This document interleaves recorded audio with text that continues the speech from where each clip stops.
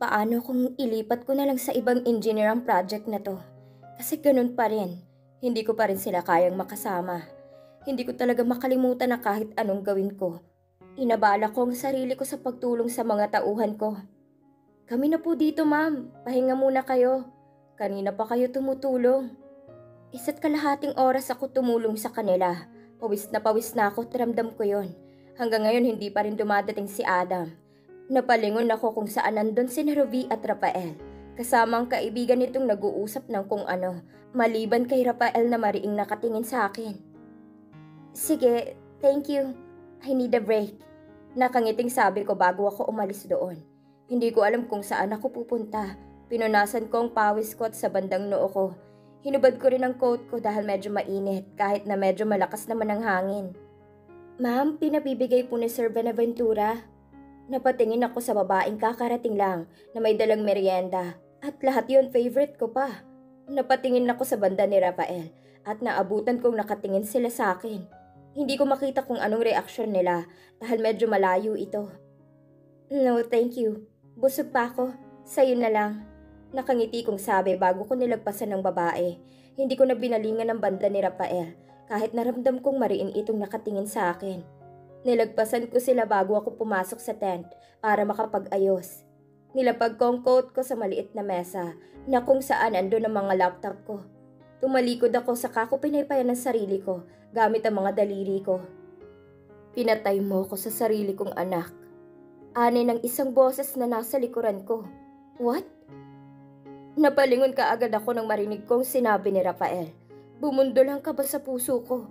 Nung una hindi ko pa maintindihan pero nang natanto ko kung anong sinabi niya, bumundol ang kaba ng puso ko. Nagulat ako pero hindi ko pinahalata.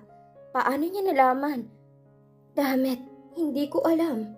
Nagkita na ba sila? Nagkausap na ba? Ano? Nagulat ako nang hindi ako nautal dahil sa kaba. Ang bilis ng tibok ng puso ko pero mas pinili kong maging normal sa harap ni Rafael. Nanginginig ako pero hindi ko pinahalata. Nagpunta ako sa maliit na mesa at nagkunwaring nag-ayos ng kagamitan. Nakita ko mula sa gilid ng mata ko ang paglapit sa akin pero natigil din ng Rafael, I have to go. I have a board meeting on this afternoon.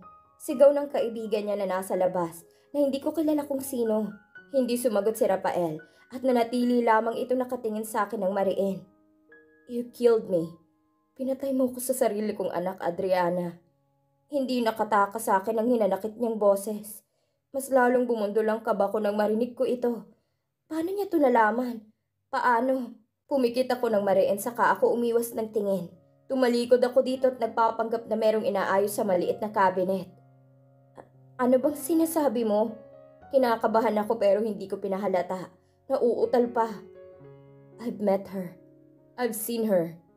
Abigail, right? Sabi niya, dahilan para tuluyan na akong makaharap dito. Nang laking mata ko't hindi maitatago sa mukha kong gulat. Teka, paano? Mas bumundol ang kaba sa aking dibdib at hindi ko alam kung anong mararamdaman ko. Nagpanik ka agad ako. That's the point, Adriana. Damit, pinatay mo ko sa sarili kong anak. Tinanggalan mo siya ng karapatan na magkaroon ng ama. Tinanggalan mo ko ng karapatan maging ama. Tinanggalan mo ng karapatan ng anak mong magkaroon ng buong pamilya. Mahabang sabi ni Rafael. Sunod-sunod ang hininga ko habang nakatingin ngayon sa lalaking hinahabol din ang hininga. Habang masama ang tingin sa akin. Hindi ako makapagsalita. Ang kapal ng lalaking to. How dare him? Nangingilid ang luha ko sa hindi inaasahan bumalik sa akin ang lahat 7 taon ang nakaraan. Anong klase kang sinampal ko na? Isang sampal na malakas. Sunod-sunod umagos ang luha ko habang nakatingin dito. Ang sikip-sikip sa dibdib. Gusto niyang pag-usapan? Pwes lubos-lubosin ko na. Ang tagal ko rin kinimkim ang hinanakit ko sa lalaking nasa harapan ko ngayon. Ang kapal ng mukha mong questionin ang pagiging ina ko. Sunod-sunod umagos ang luha ko habang nakatingin dito. Bumalik sa akin ang lahat. Ang lahat-lahat. I'm sorry. Nangingilid ang luhang sabi ni Rafael nang bumalik ito sa ulerat. Umatras ako. Hindi ako makapagsalita. Naninikip ang dibdib ko. I'm just hurt. Nasaktan lang ako kasi pinatay mo ako sa anak ko. Because you deserve it. Pinutol ko ang sinabi nito. Nasasaktan pa lang isang to. Pinunasan ko ang luha ko pero walang saysay dahil tumulo pa rin.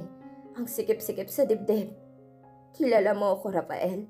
Sa 5 taon natin pagsasama, kilala mo ako na hindi ko kayang manloko. Lalo na kapag mahal ko. Ikaw ang una ko, Rafael. Ikaw ang pangalawa, pangatlo hanggang sa nabuo si Abby. Sa'yo ko lang isinuko ang isang bagay na pinagkaingatan ko. Tapos, sunod-sunod umagos ang luha ko. Tapos, iniisip mong hindi mo anak si Abby. Wala kang kasing sama. Hinabol kong hininga ko pagkatapos kong sabihin yon. Ang sikip-sikip sa dibdib. Nakaawang ang bibig ni Rafael habang namumungay ang mga matang nakatingin sa akin. Ilang beses akong nagmakaawa sa'yo na paniwalaan mo ako. Alam mo, Rafael alam mong sa'yo ko lang sinuko yon.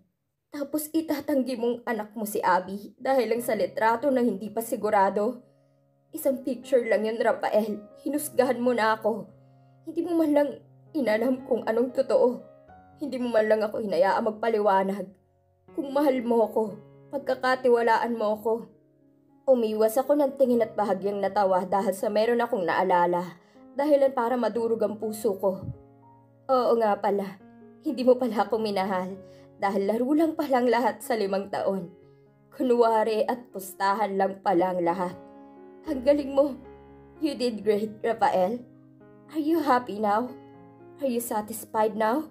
Look at me. Nasaktan na ako. Nadurog na ako. Humihikbi kong sabi ng maalala kong lahat. Masakit pa rin. Pinaglaruan lang ako. Pinagpustahan lang ako. Kunwari lang ang lahat. Sunod-sunod umagos ang luha ko. Ano? Masaya ka na ba? Ito na ako. Nasaktan mo na ako. Nadurog mo na ako ng sobra-sobra. Halos hindi ako makabangon dahil sa sakit, Rafael. Ano? Ilan ang nakuha mong pera? Ilan ang nakuha mong pera para sa pustahan nyo? Sakit-sakit, Rafael. Pinaabot mo pa ng 5 taon. 5 taon, Rafael, at hindi ko akalain na lahat yon. Parte ng laro. Tapos naawa ka sa akin. Kaya hindi mo ko maiwan-iwan. Ang gago mo. Sana hindi na lang kita minahal. Sana hindi na lang kita nakasama. Kung alam ko lang nasasaktan mo ako ng ganito. Umiiyak kong sabi.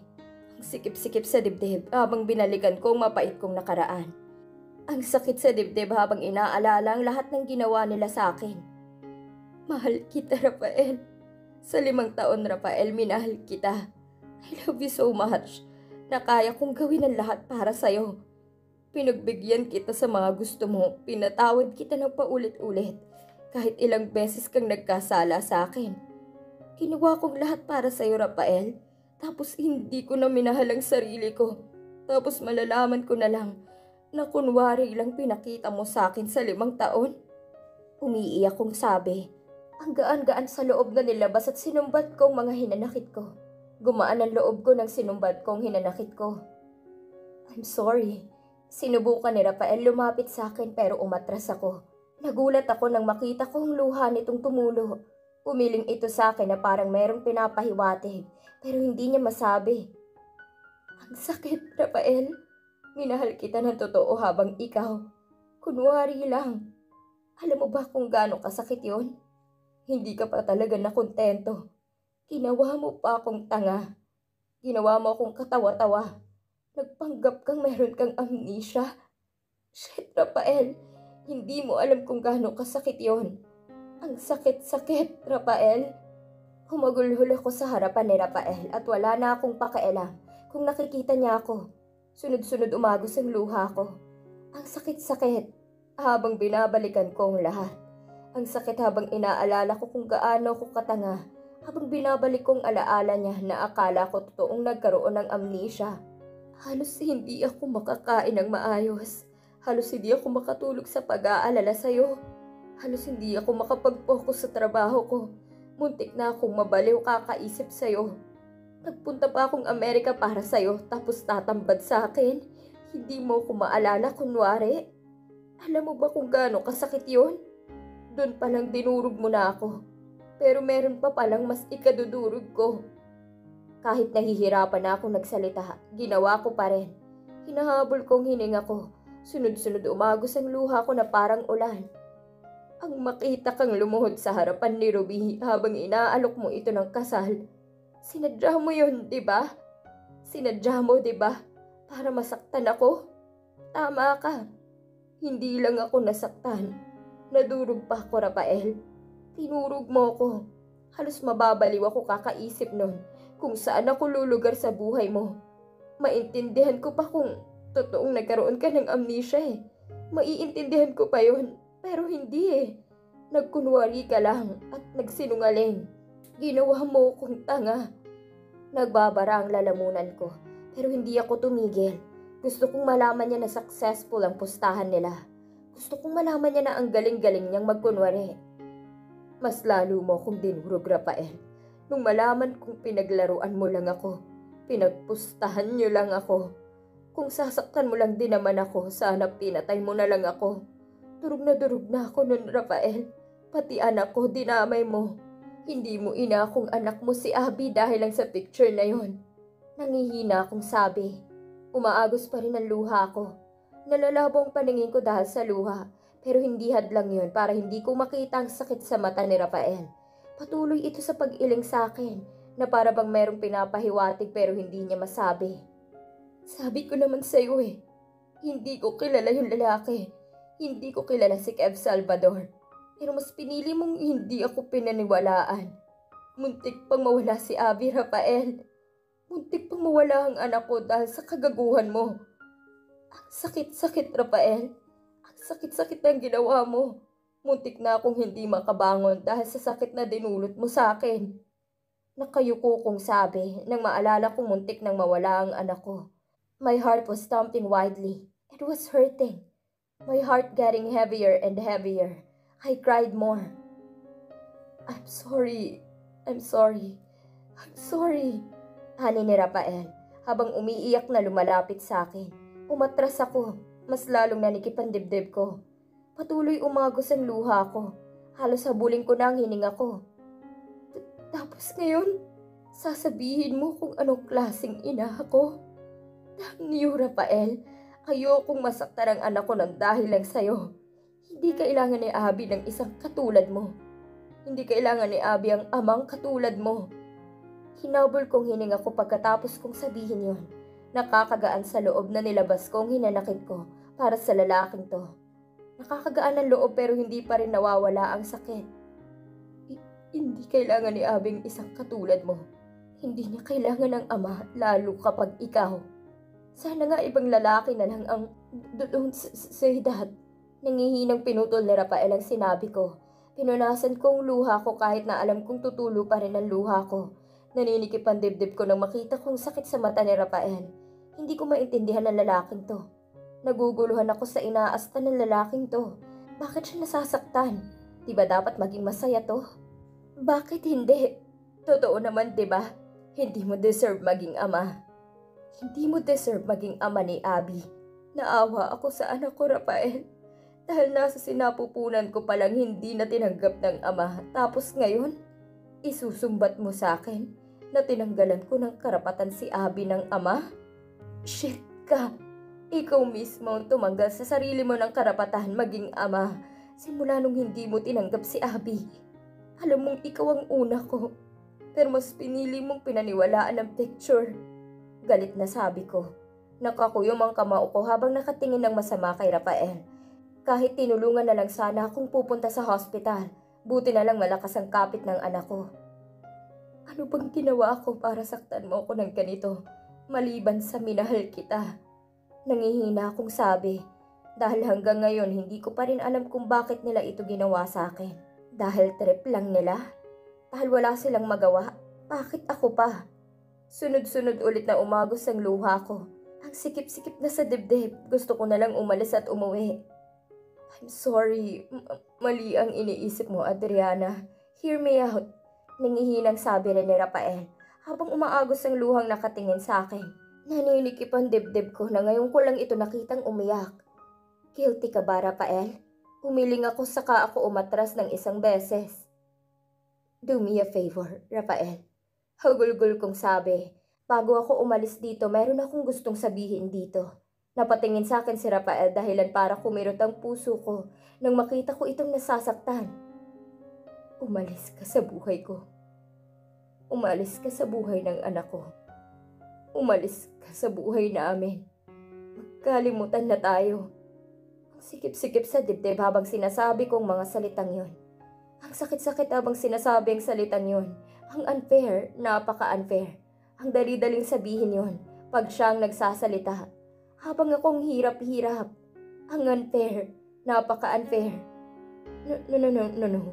I can't do that, Adriana. Nangihina nitong sabi habang palapit sa akin. Umatras ako ngunit wala na akong aatrasan pa. Magkalimutan na tayo.